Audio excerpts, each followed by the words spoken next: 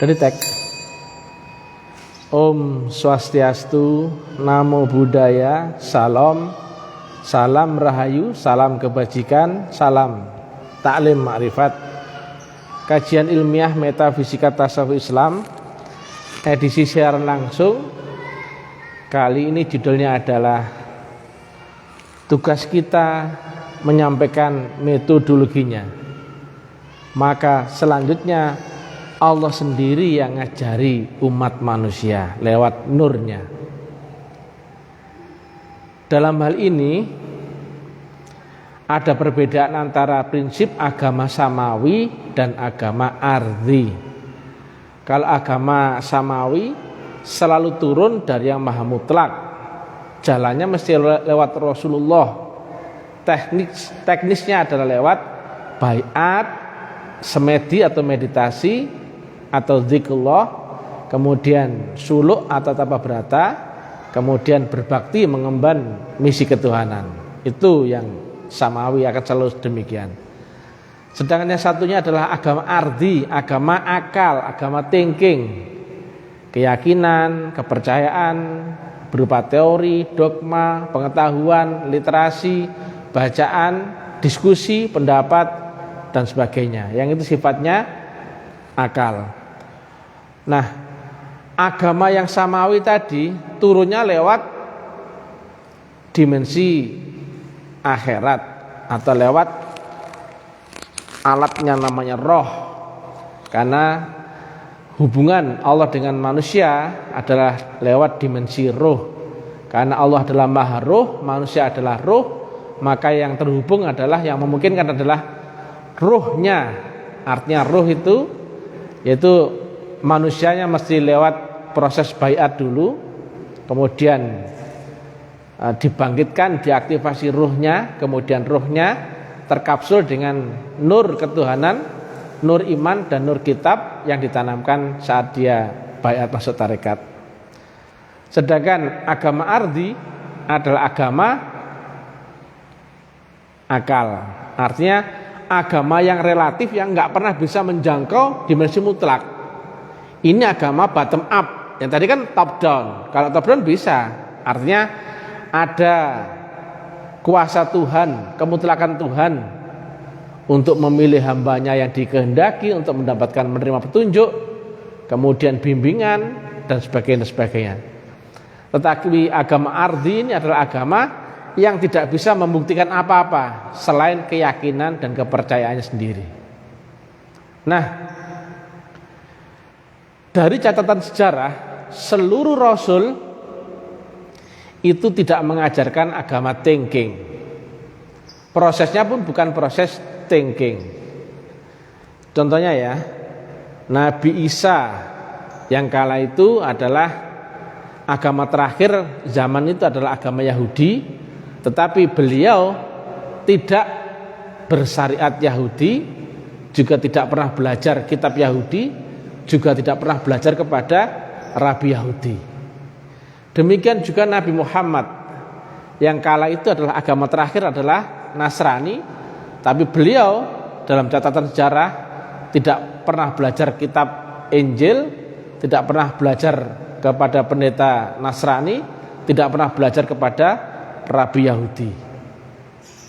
Tetapi ada kesamaan, yaitu seluruh rasul ini adalah lewat proses yang tadi itu, proses samawi tadi, agama langit. Semuanya lewat baiat, kemudian teknik meditasi atau semedi atau zikrullah. Yang kedua, yang ketiga adalah teknik tapa brata atau suluk. Kemudian yang keempat adalah bakti, mengemban visi misi ketuhanan. Nah, ternyata seluruh rasul itu mengajarkan adalah lewat proses yang agama samawi. Karena rasul adalah utusan, maka logikanya ada sesuatu yang dari sisi Allah Ta'ala yang diturunkan ke dunia, yaitu utusan. Utusan itu berarti dari yang mengutus.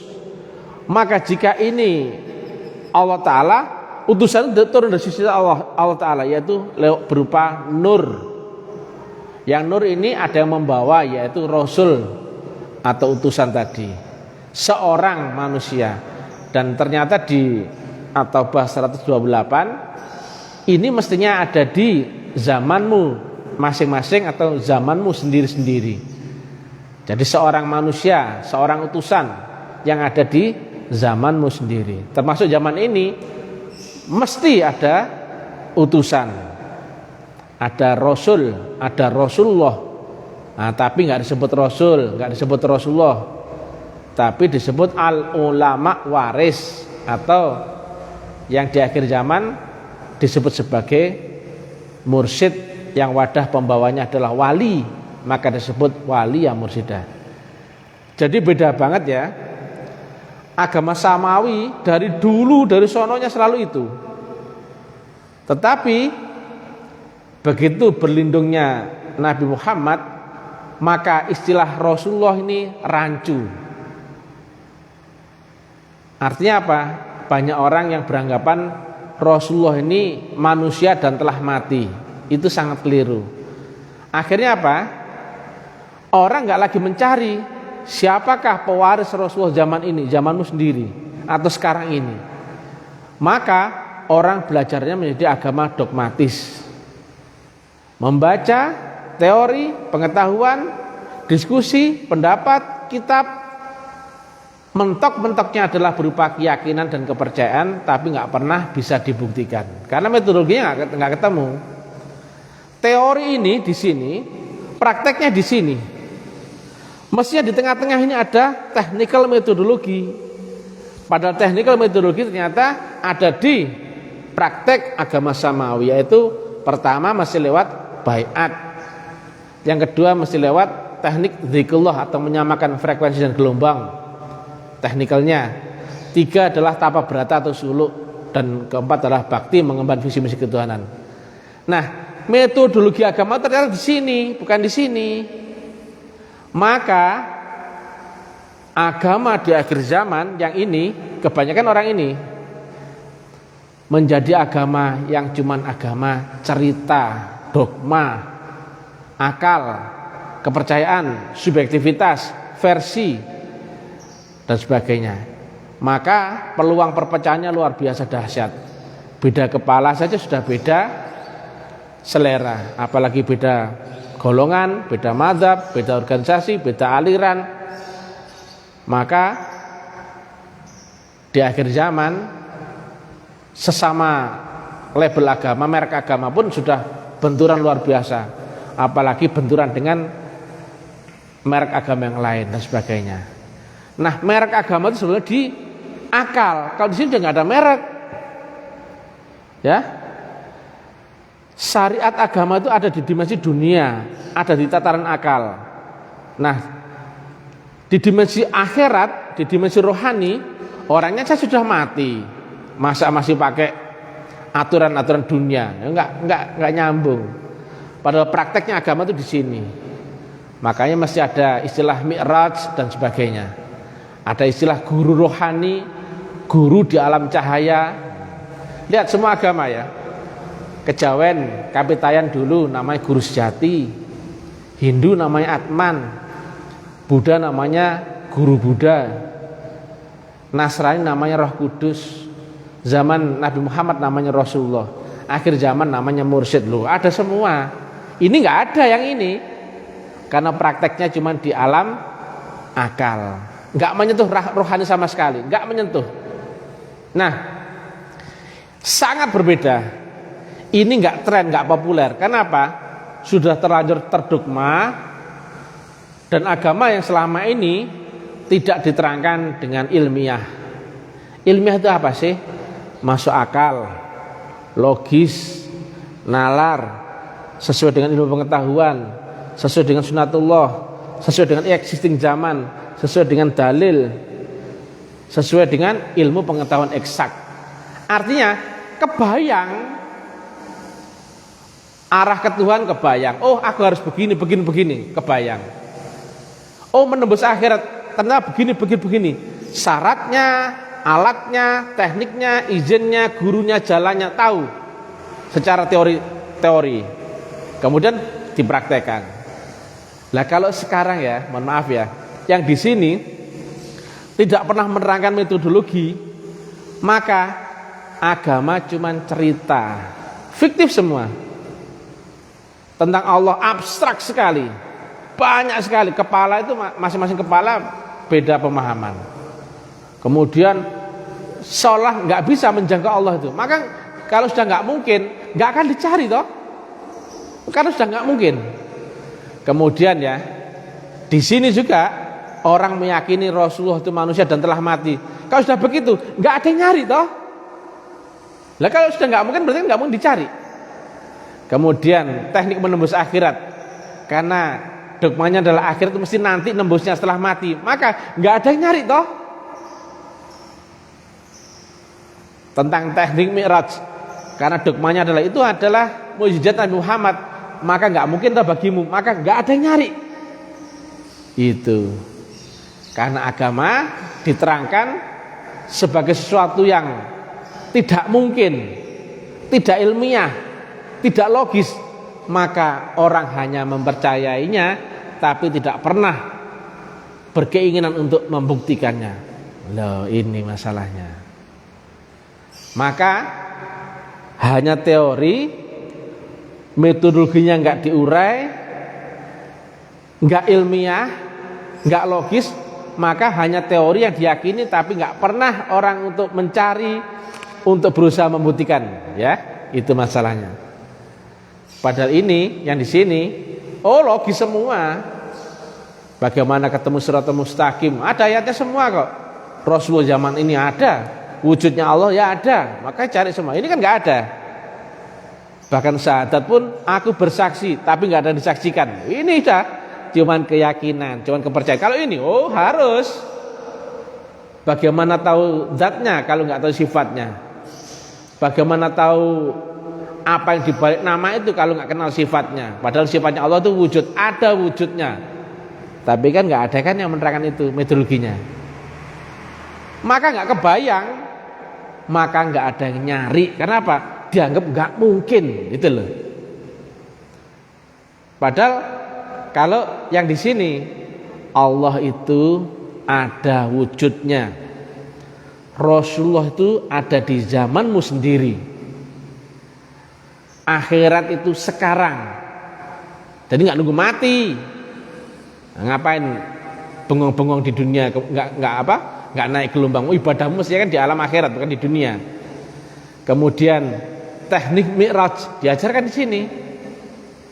Kemudian teknik sholat khusyuk diajarkan di sini. Nah, ini nggak ada yang ngajarkan kayak gitu. Maka karena sudah mentok, sudah dianggap nggak mungkin, fiktif, impossible, maka orang yang di sini menyerap agama dengan pengetahuannya, tapi sebatas akalnya. Wah, sudah hanya dogmatis, sudah nggak bisa dibuktikan, kemudian di loading ya pengetahuan-pengetahuan agama. Dan ternyata banyak alim ulamanya, termasuk ustadz, kiai, juga nyekoi yang di sini loh. Padahal yang di sini, mohon maaf ya, sederhana. Sampaikan saja, terangkan saja metodologinya dengan ilmiah. Begitu kenal Allah manusianya itu, dia diajari Allah sendiri. Lewat wahyu, lewat dibalik tabir, ilmu laduni, petunjuk, furqan. Ada hubungan yang ini. Yang sini cuman dogma. Oh, pinter-pinter ini, apa ininya, nggak mau kalah ini. Yang ini, cuma nggak bisa membuktikan gitu toh. Lihat ya, agama itu bermula dari kapan dia mengenal Allah, atau awaluddin ma'rifatullah di sini. Akhiruddin pun ma'rifatullah. Maka metodologi itu mestinya mengantarkan orang sampai kepada makrifat.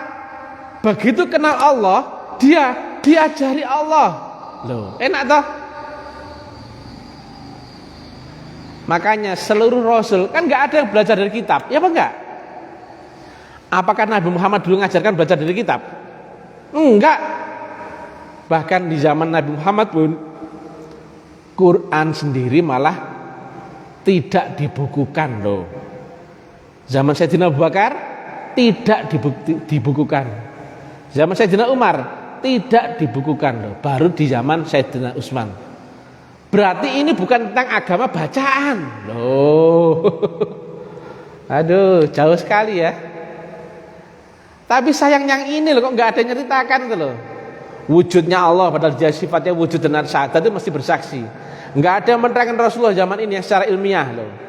Metodologinya, kemudian teknik untuk nyebrang Shiratal Mustaqim, di mana itu Shiratal Mustaqim, teknik Mi'raj, menembus akhirat, nggak ada yang menerangkan ini. Cuman menerangkan akhirnya banyak di sini menerangkannya. Loh, akhirnya apa? Pengetahuan thinking.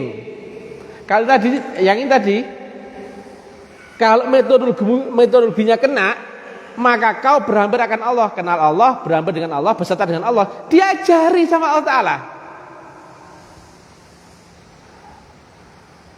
Ilmu pun akan diturunkan lewat dibalik tabir kolbumu, itu namanya ilmu laduni, turun langsung itu. Ada yang lewat malaikat Jibril, ada lewat dibalik tabir. Tapi nggak begini, turunnya dari alam roh, dimensi roh, lewat akhirat. Karena ada hubungan antara dimensi manusia yang di sini dunia dengan Allah di ars. Ini loh akhirat, ini alam cahaya, ini alam ruhani. Lah yang kalau di sini kan nggak pernah bisa masuk ke alam rohani aja nggak pernah. Alam rohani itu alam setelah mati loh. Paling jelas ada kalimat itu, mutu qoblanta mutu. Ada itu teknikal mati sakjroning urip kalau bahasa orang Kejawen. Atau bahasanya sufi dulu ya namanya mutu qoblanta mutu. Tapi kan nggak ada yang nyari. Akhirnya apa? Mutu qoblanta mutu ya semacam sugesti, mematikan diri. Bukan itu kan thinking lagi. Membuktikan dengan thinking ya sama juga dengan thinking, nggak pernah keluar dari kematiannya, nggak pernah. Padahal itu fungsinya apa sih? Ini dunia. Mutu qoblanta mutu itu engkau akan dibangkitkan di dimensi roh di atasnya ini loh. Itu bukan olah meditasimu, bukan. Kau dibaiat, kau di-upgrade, kau ditingkatkan, kau dikapsul, kau dimampukan loh. Akhirnya kan banyak itu, hanya pelaku semedi meditasi tapi nggak ketemu dengan apa? Nur, nggak ketemu wasilah, nggak ketemu gelombang mutlak. Maka dikiranya itu semedinya bisa membuat dia naik ke gelombang di atas kematian. Bullshit. Nggak ada manusia yang bisa melewati kematian sendiri, nggak ada. Kecuali ada faktor Tuhan. Lihat di Asrul 52. Lihat ya, baca sendiri ya. Di situ ada 4 saringan. Aku pilih, aku kehendaki di antara hamba-hamba kami, ya. Dipilih, dikehendaki di antara hamba-hamba kami. Loh. Berarti ini ada kemutlakan Tuhan enggak? Oh, mutlak. Jadi bukan bottom up, tapi top down. Allah memilih, menghendaki di antara hamba-hambanya. Loh. Kalau ini seolah semua bisa belajar asal baca Asrul 52. Oh iya, aku merasa dipilih. Bukan itu. Jadi dipilih itu memang engkau tuh konkretnya ditingkatkan di atasnya alam kematianmu, baru masuk ke dimensi roh. Prakteknya agama di alam roh, tapi jasmanimu ngikut. Menjadi kafah jasmani rohani. Islammu jadi begitu. Nah, sayang sekali kok banyak ulama-ulama itu ya hanya menerangkan ininya toh, pengetahuannya. Itu bukan hakmu menyampaikan pengetahuan itu. Yang bisa ngajarkan agama dari dulu itu hanya Rasulullah loh. Tugas kita itu mestinya hanya menyampaikan metodologinya. Ya. Dari alam teori, ini loh, teori, ya, ini teori. Ini praktek. Ini metodologi di sini. Maka tugasnya alim ulama itu menerangkan metodologinya agar orang itu praktek. Nah, ketika praktek ketemu resultante, kenal Allah, diajari Allah sendiri. Makanya agama jadi downgrade yang luar biasa. Tidak lagi agama samawi tapi menjadi agama ardi, agama thinking. Semua orang, hampir semua. Contohnya ya, sholat. Oh ya sholat. Apa engkau ingat dalam sholatmu? Allah. Sudah pernah ketemu wujudnya? Bingung lah. Jawabannya kemana-mana, dan itu diyakini, keyakinan. Ya sudah, rezekimu di situ gitu aja. Logikanya, apa yang kau ingat dalam sholatmu, itulah Tuhanmu. Lah apa pernah ketemu Allah sehingga bisa kau ingat? Apa pernah ketemu wujudnya? Padahal ketemu wujud itu ada di rukun Islam yang pertama. Lah kalau syahadatmu saja nggak kena, nggak sah, gimana nasib sholatmu, zakatmu, puasa, hajimu bagaimana? Padahal ya, sesuatu itu bisa berinteraksi diingat, entah itu suaranya, wujudnya, atau apa rasanya, itu ketika ada sifatnya yang berinteraksi dengan kamu. Di balik nama Allah, sifatnya apa yang pernah berinteraksi dengan kamu? Padahal sifatnya Allah itu yang pertama apa? Wujud loh. Berarti dia tuh ada wujudnya loh. Bingung toh? Udah sampai sekarang itu loh, padahal sudah dipancing-pancing sama Mr. TM, Taklim Marifat, agar cobalah terangkan ilmiahnya wujudnya Allah itu. Kalau ilmiah kebayang, orang nyari. Kalau menerangkan akhirat itu kebayang, logis, nalar, orang yang berusaha nyari loh. Kalau mi'raj itu ilmiah kebayang, nalar, orang pun berusaha nyari itu loh. Lah kalau agama diterangkan cuma dogma, benar salah, di alam kubur bla bla bla, cuma cerita. Orang nggak nyari, tapi percaya. Tapi kan nggak pernah berusaha untuk membuktikan.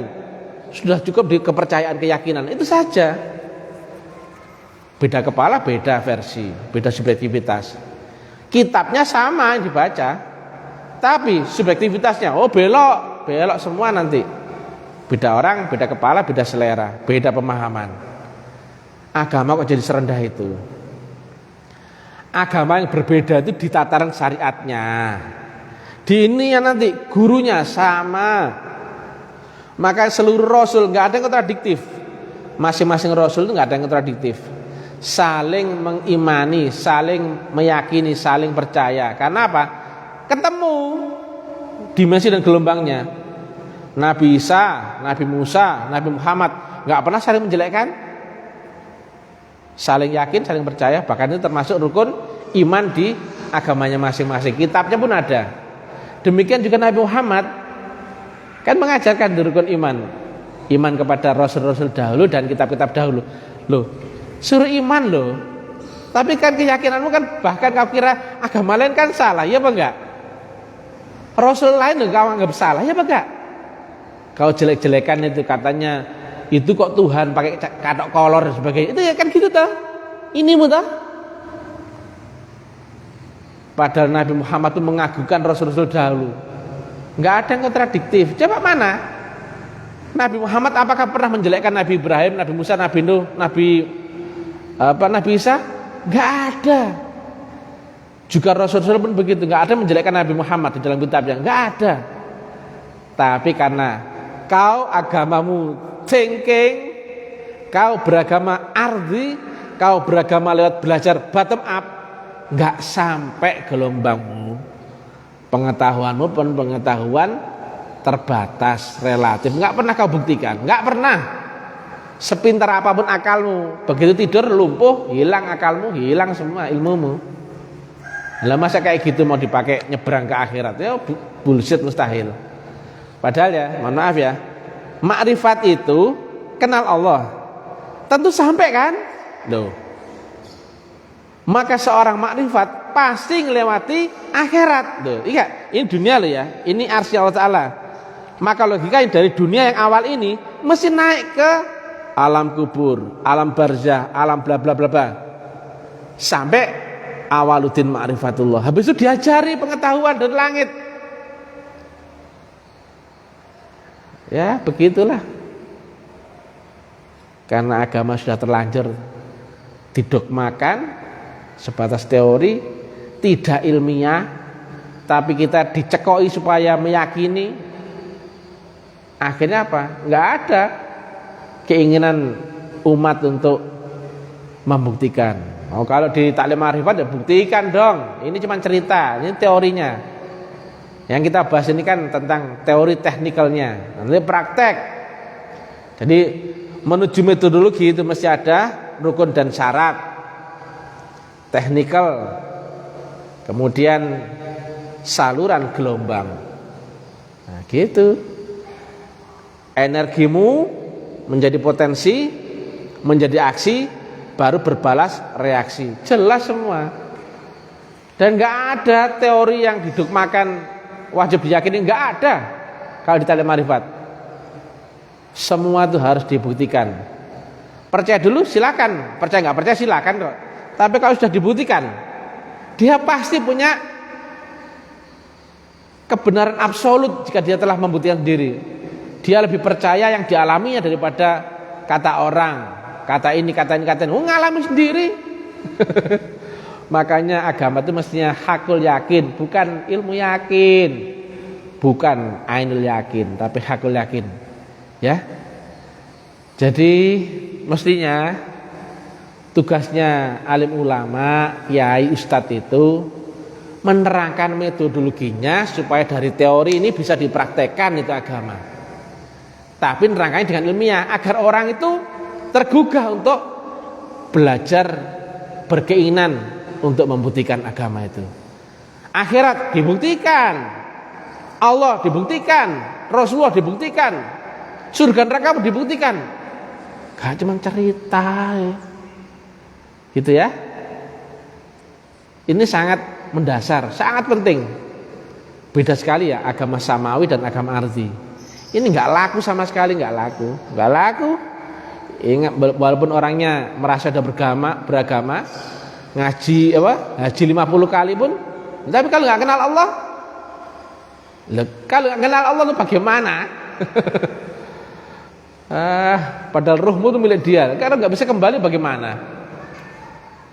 Nah, makanya Rasul itu loh nggak pernah mengajarkan seperti itu. Coba ya. Ini agak pedas sedikit ya ini, tapi biar logikamu nyambung. Nabi Muhammad apakah bersyariat waktu itu awal-awalnya? Yang syariat agama itu loh kan. Orang kan sekarang kan getol-getolnya dikit-dikit syariat agama, dikit syariat agama. Apakah beliau sholat seperti itu yang Yang takbir sampai salam? Enggak. Ya. Sholat itu setelah Mi'raj. Awal-awalnya enggak seperti itu. Nabi Muhammad pun tidak bersyariat agama, tapi bersyariat. Apa syariatnya? Budi pekerti. Kalau Nabi bersyariat agama, pasti Nabi beragama Nasrani atau Yahudi. Ada cerita Nabi beragama Yahudi atau Nasrani? Belajar kepada pendeta Nasrani atau Rabi Yahudi? Enggak ada cerita. Maka Nabi Muhammad awal-awalnya tidak bersyariat agama, tapi bersyariat undang-undang jasmaninya. Jujur, amanah, bekerja keras, suka menolong, kemudian rendah hati. Ya seperti itu syariat. Undang-undang untuk di dunia mesti ngikutin dunia. Tapi yang ini kan yang saya garis bawahi kan tidak bersyariat agama. Makanya Nabi belum sholat seperti ini, belum. Nah, tengok lagi, apakah Nabi Isa bersyariat agama? Juga enggak. Apakah ada cerita Nabi Isa belajar kitab Taurat atau Zabur, atau berguru kepada Rabi Yahudi, atau belajar ilmunya Yahudi? Enggak ada. Demikian juga Nabi Musa. Ternyata semua rasul prosesnya adalah lewat adaptasi agama samawi, kemudian ketemulah ma'rifatnya, baru kemudian berbuah syariat agama. Itu artinya syariat yang disyariatkan Allah, bukan syariat thinking, bukan syariat keyakinan, bukan syariat kepercayaan, bukan. Kitabnya aja malah zaman Nabi Muhammad belum dibukukan, ya apa enggak? Padahal yang sekarang, kamu pasti Logikamu kan kitab itu itu saja. Nah, kan jauh kan? Sampai ada orang karena nggak tahu ilmunya tapi tahu ceritanya. Dulu Nabi Muhammad sholat malam sampai kakinya bengkak. Kalau sholat begini, sholat dinamis, ya, kira-kira bisa nggak bengkak kakinya? Kalau dinamis itu ya, nggak mungkin. Tapi kalau sholatnya waktu itu statis diam, dalam waktu tertentu yang lama, kaki bisa kesemutan, bisa bengkak. Itu apa? Duduk berzikir loh. Itu namanya logis. Nah kamu cuma cerita, katanya orang, kamu percaya. Ya, jadi beda ya, syariat sama syariat agama itu beda. Lihat ya, lihat lagi. Jika syariat agama itu wajib dan mutlak di zaman Rasulullah Nabi Muhammad, mestinya syariatnya Nabi Muhammad yang Islam ini cenderung dekat dengan syariatnya Nabi Isa. Betul? Bang Karim? Nah, nyatanya syariat Islam itu cenderung dekat dengan syariatnya Nabi Ibrahim loh. Nabi Ibrahim jauh lebih kuno. Contohnya ya, tentang kurban memakai syariat Nabi Ibrahim. Haji ya syariatnya Nabi Ibrahim. Tahiyat salat juga menyebut apa dalam salat pun Nabi Ibrahim. Kemudian di dalam kitab Quran pun banyak menyebut Nabi Ibrahim. Padahal mestinya jika syariat agama, mestinya kan dekat dengan syariatnya agama Nasrani, ya enggak? Ternyata Islam sendiri ternyata cenderung dekat dengan syariatnya Nabi Ibrahim. Itu terpaut berapa kerasulan tuh? Sekitar berapa? 14 kerasulan loh jaraknya. Kesini jauh sekali loh. Tidak dekat dengan syariatnya Nabi Musa, enggak. Tidak dekat dengan syariatnya Nabi Isa, enggak loh. Bagaimana ini? Coba dinalar yang logis. Ternyata syariat Islam pun yang dibawa oleh Nabi Muhammad tidak dekat dengan syariat agama terakhir saat itu. Maka sangat berbeda ya. Syariat dengan syariat agama itu beda. Syariat ini mestinya buahnya makrifat loh. Itu dibikin Tuhan di dalam dirinya. Lah kalau makrifatnya nggak kena loh, maka syariatmu syariat tengking, sudah salah semua. Lah banyak orang kan malah membahas yang ini, ilmu pengetahuannya di sini. Tidak diajari Allah Ta'ala loh. Ini Allah mengambil manusia lewat nurnya loh, ngajarnya lewat nur. Oh, kok bisa loh orang ya meyakini Rasulullahnya mati, nggak ada zaman ini. Sudah putus hubungan sama Allah Ta'ala. Lah kok tahu-tahu ada pengetahuan agama dari siapa itu? Ya bukan dari Allah lah. Tengok ya, jika ini matahari, ini kita sini. Di sini mesti kan sinarnya, betul nggak? Jika kau menganggapnya itu sinar matahari nggak ada dan telah mati, maka kok tiba-tiba kau meyakini sinar itu dari matahari? Ya enggak lah. Logikamu di mana? Itulah mestinya agama diterangkan dengan ilmiah. Kalau sudah nggak logis jangan diterusin, bikin malu saja. Nah, kalau diterangkan logis kan oh jelas, oh iya ya. Mestinya kita itu penting di metodologinya. Dari teori ini diserap akal. Iya memang untuk orang berakal teori itu. Habis teori dipraktekkan, tapi masih lewat metodologi. Maka tugasnya alim ulama menerangkan metodologinya. Selanjutnya diajari sendiri oleh Allah Ta'ala. Dan ini kan akhirnya diborong sama maklarnya, diajari sama manusia. Itu dia. Akhirnya apa? Agama ya yang ngajarin lewat orang-orang itu, bukan lewat dari Allah, bukan dari Allah lewat nurnya, bukan akhirnya. Bukan lagi agama ma'rifatullah. Padahal awaluddin ma'rifatullah, akhiruddin pun ma'rifatullah. Enggak tahu makrifat, ya enggak ada hubungan sama Tuhan.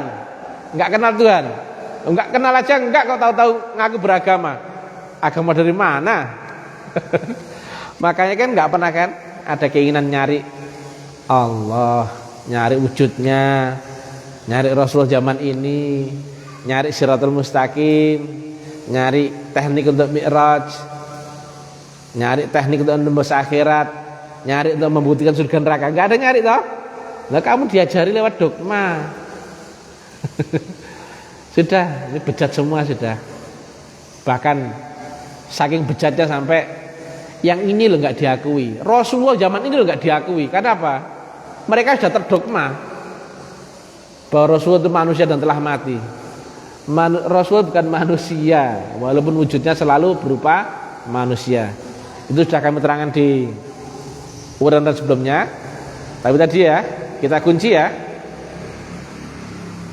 Teori itu mesti dibuktikan, dipraktekkan agar engkau berhampir sampai kepada Allah Ta'ala. Selanjutnya jika engkau telah berhampir kenal dengan Allah Ta'ala, Dia yang ngajari kamu sendiri lewat nurnya, kitabnya. Ya, kitab itu dimasukkan dalam qalbumu, makanya berupa kitab Qadim.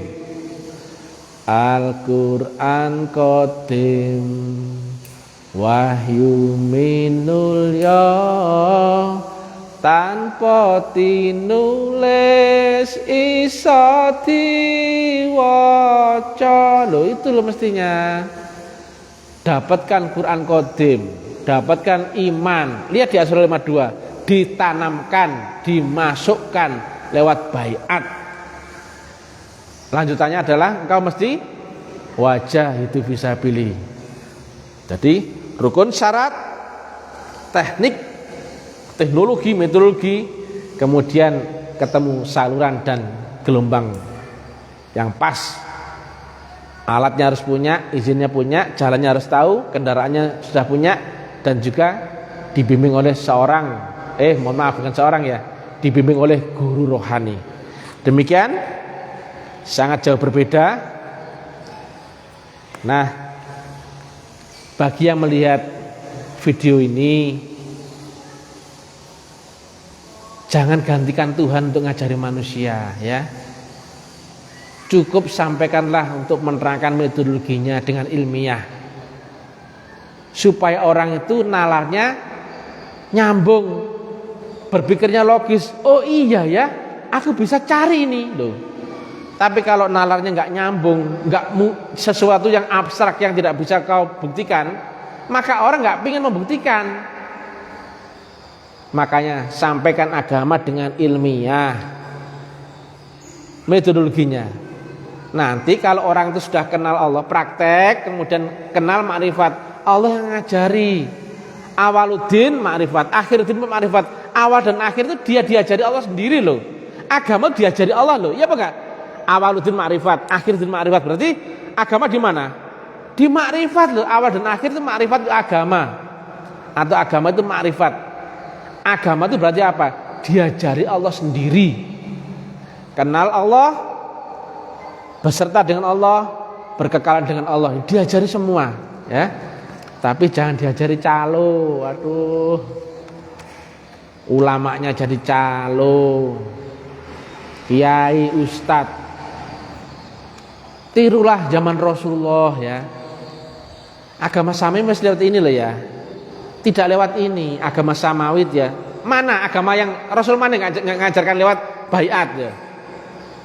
Hindu Buddha namanya inisiasi, Kristen namanya baptis, Islam namanya baiat loh. Gurunya guru sejati, Atman, Buddha, Roh Kudus, Rasulullah, mursyid loh. Nah ini kan kamu nggak diajari itu. Kitabnya pun bukan berlafal huruf, tapi kitab di alam cahaya. Lihat itu Injil, Zabur, Taurat, kitab Hindu, kitab Buddha, semuanya begitu. Termasuk juga kitab Quran. Tapi kan di sini yang apa? Yang kau bacakan ini. Ya, berupa pengetahuan thinking. Bottom up, nggak akan sampai. Relatif sampai kapanpun nggak bisa menjangkau mutlak. Jelas ya, lihat sendiri ya di Asy-Syura 52. Lihat sendiri. 4 lapis Allah itu menunjukkan kemutlakannya. Hanya yang dipilih, dikehendaki di antara hamba-hamba kami. Baca sendiri. Iman itu dimasukkan, bukan thinking ya. Demikian, mudah-mudahan bermanfaat. Salam taklim marifat, salam kebangkitan untuk semua agama, Hindu, Buddha, Konghucu, Yahudi, kejawen, spiritual, kebatinan, Islam, Yuan, kabeh bolo. Nah, kalau kami menerangkan kan ilmiah, mana yang bisa membantah kalau saya terangkan kayak gini ya? Agama manapun oke-oke saja, aliran manapun oke-oke saja, ilmiah. Demikian ya. Yang berniat mau belajar hubungi admin. Gak usah gengsi, egomu buang dulu. Kemudian bantu share ya, uraian ini kemana-mana agar kita bongkar dogmanya yang telanjur melekat di kepala manusia ya. Ilahi anta maksudi waridhoka matlubi. Wassalamualaikum warahmatullahi wabarakatuh.